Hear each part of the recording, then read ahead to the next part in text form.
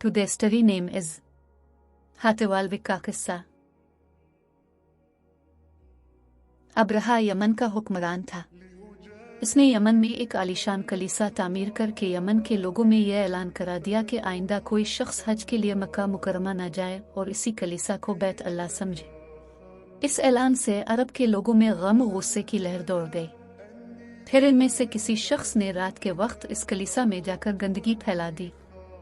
अब्रहा को जब ये मालूम हुआ तो उसने एक बड़ा लश्कर तैयार करके मक्का मुकरमा का रुख किया। रास्ते में अरब के कई कबीलों ने इसे रोकने की कोशिश की, लेकिन अब्रहा के लश्कर के हाथों उन्हें शिकस्त हुई।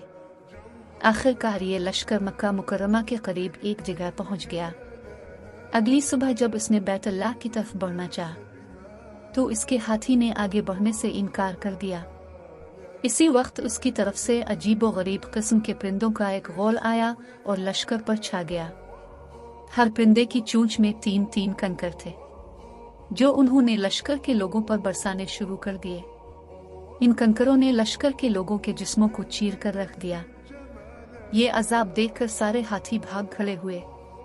लश्कर के सिपाहियों में से कुछ वही हलाक हो गए और कुछ जो भाग निकले वो रास्ते में मर गए। अब्रहा के जिस्म में ऐसा जहर सरायत कर गया कि इसका एक एक जोड़ गुल सड़कर गिरने लगा। इसी हालत में उसे यमन लाया गया।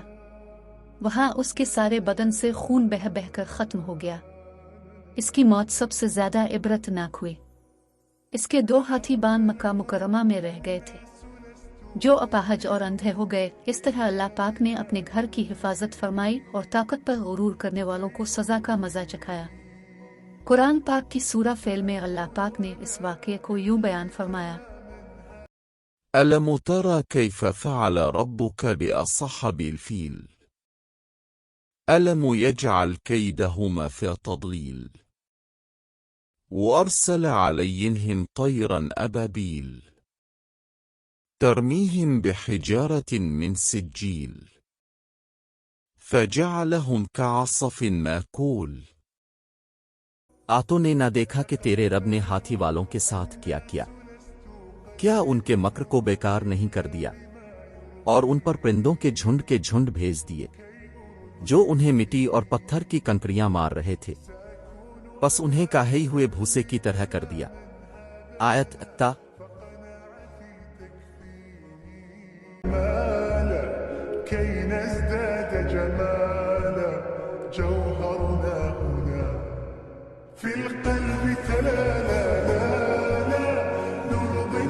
If you like video, then like, share and subscribe.